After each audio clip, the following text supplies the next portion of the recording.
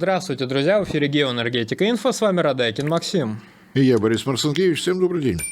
Борис Леонидович, танкер с подсанкционного проекта «Арктик СПГ-2» доставил газ в Китай, пишет Bloomberg.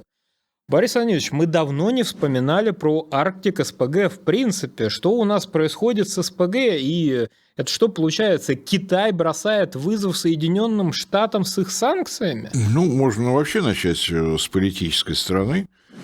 27 августа действует 50% пошлина на индийские товары при импорте в США, и при этом американские политики удивляются принятому решению правительством Индии. Индия продолжает закупать российскую нефть, не испугавшись пошлин, просто продолжает сотрудничество. И проходят сутки, выясняется, что подсанкционный танкер с подсанкционного проекта везет подсанкционный газ в Китай. Для Китая это, по-моему, первый раз, когда вот так без дополнительных посредников в открытую. И напоминаю, что в это воскресенье начинается саммит ШОС в Пекине, где все действующие лица, только что перечисленные, соберутся, и явно будут какие-то, как минимум, трехсторонние переговоры. Си Цзиньпинь, Владимир Владимирович Путин и Нарендра Моди в городе Пекине, и о чем они там будут разговаривать, можем только догадываться. Напомню, что ШОС – это Шанхайская организация сотрудничества, занимается она прежде всего вопросами безопасности. Это не военный блок, безопасность бывает самая разная. В том числе энергетическая, продовольственная, медицинская. Им есть о чем поговорить, какие решения будут принимать. Но, на мой взгляд, вот такой демарш со стороны и Нью-Дели, и Пекина мы видим первый раз. Не прикрываясь какими-то гладкими фразами в ответ на действия Трампа, контрдействия двух, я не знаю, как их назвать, если по количеству населения, по объему внутреннего рынка, это реальные супердержавы. Как бы мы с огромным уважением к России не относились, но полуторамиллиардное государство – это действительно серьезно. Будет ли это означать какое-то нарастание экономической войны всех со всеми, глобального юга против глобального севера или глобального запада, как угодно называть? Судя по информации, собираются все страны-участницы ШОС.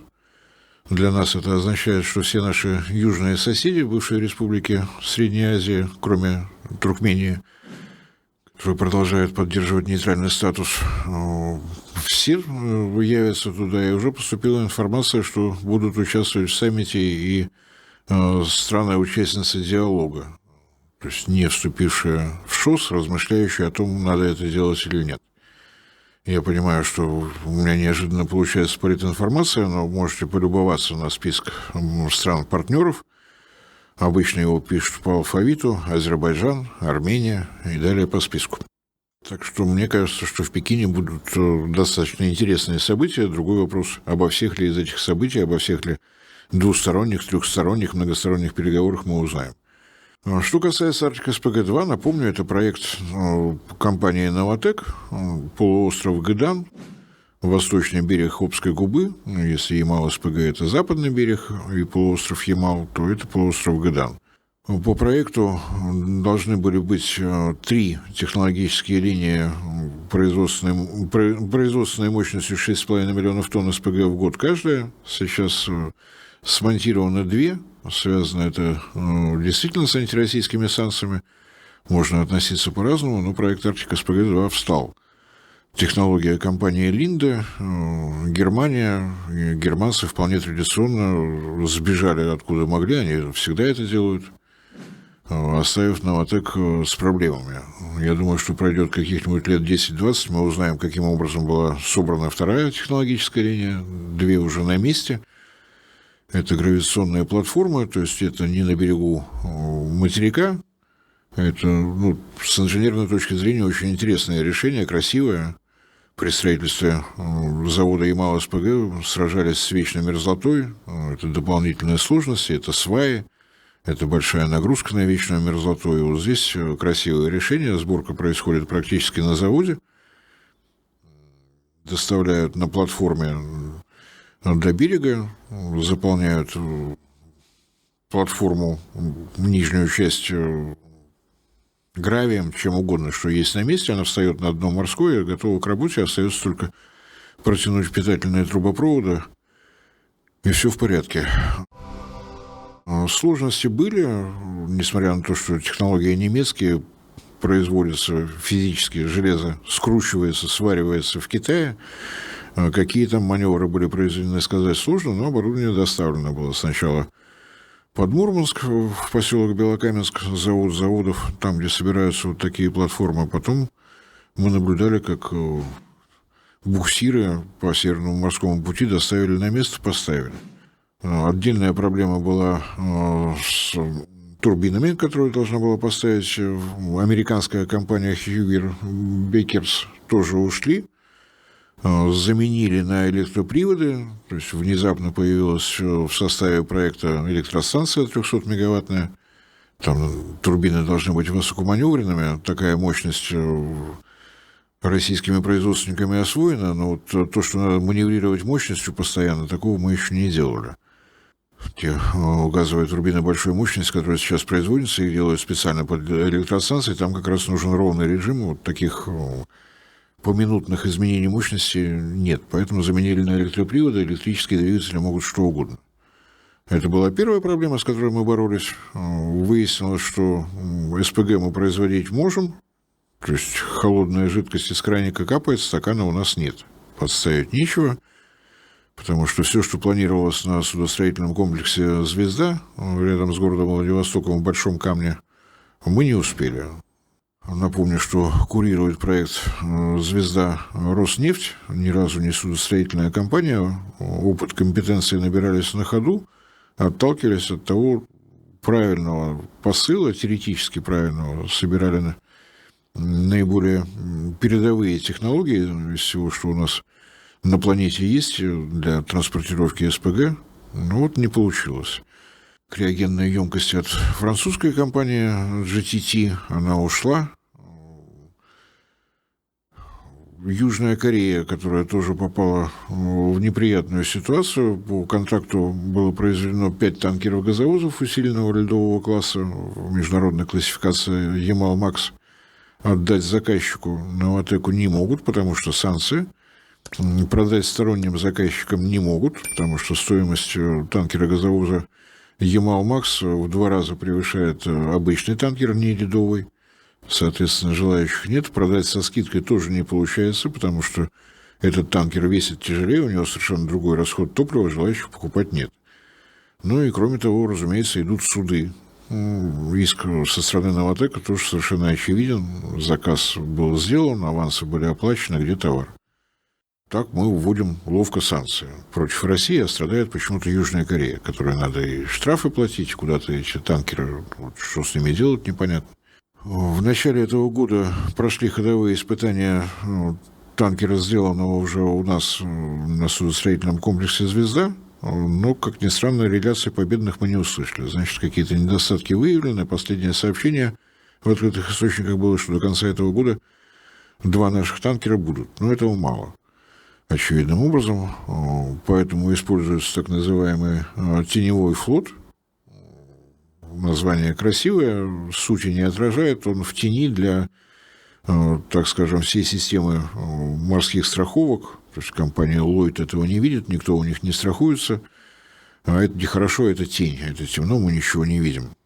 Мы настолько, Евросоюз и США настолько ловко ввели санкции, что если до этого доля в морском страховании у Ллойда дочерних компаний была более 70%, сейчас менее 50%. Тоже неплохо получилось. От общемировых. Да. Угу. Просто за 2 года доля упала на 20 с лишним процентов, почти на 30%. Тоже неплохо получилось.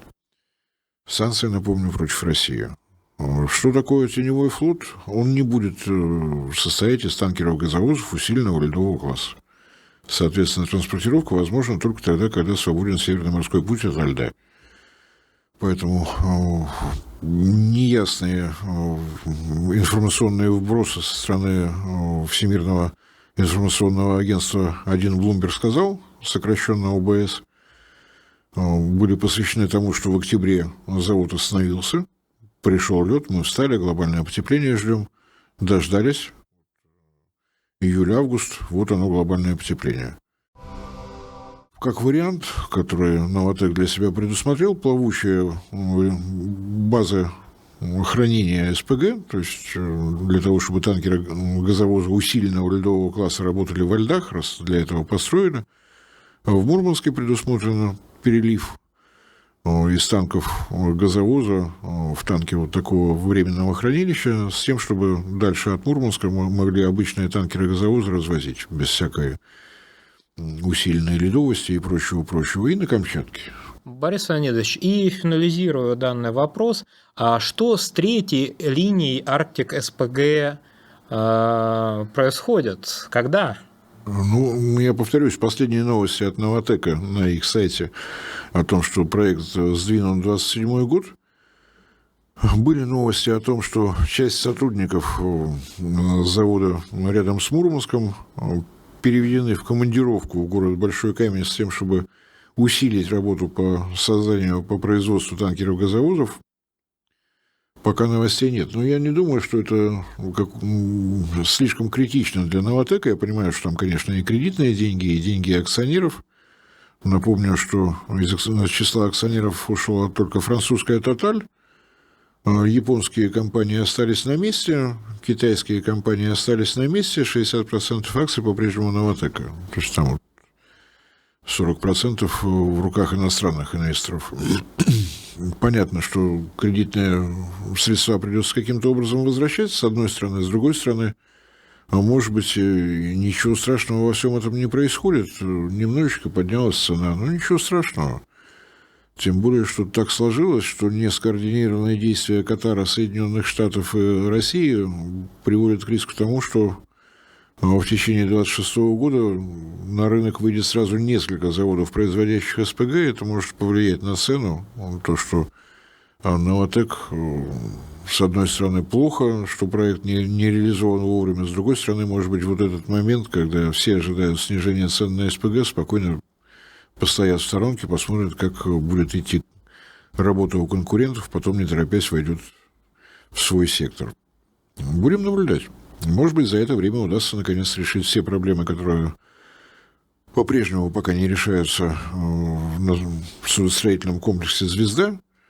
Там действительно двигатели для танкеров-газовозов должна была поставлять финская компания «Вяртсева», а изиподы, рулевые колонки управляемые, было создано совместное предприятие «Сапфир» с General Electric. Количество ушедших компаний из этого проекта, все это надо каким-то образом замещать. А ситуация, как бы это покорректнее сформулировать, чтобы нас никто не ругал. Если в прошлом году рост производства и потребления электроэнергии в России составил 1,7%, в этом году ожидается 0%. Статистика мировая показывает, если не вдаваться в региональные подробности, если брать страну целиком, то 1% роста потребления электроэнергии – это 1,5% роста ВВП. В прошлом году рост потребления электроэнергии 3%, рост ВВП 4,5%.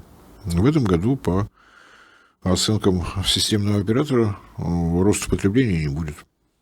Я достаточно корректно сказал, а то кто-нибудь начнет нас критиковать, говорить о том, что мы критикуем Центробанк. Ни в коем случае. Мы про электроэнергию и больше ни о чем. Борис Леонидович, большое спасибо за комментарии. Друзья, подписывайтесь на телеграм-канал Геоэнергетика Инфо. Ссылка будет в описании и закрепленном комментарии. Там же будут реквизиты для желающих финансово поддержать наш проект, чтобы мы и дальше также бодро вещали на всех площадках без монетизации. Спасибо, до новых встреч. Не забывайте распространять наши ролики в ваших социальных сетях. Это тоже помощь нашему проекту. Всем спасибо за внимание. Всем всего доброго.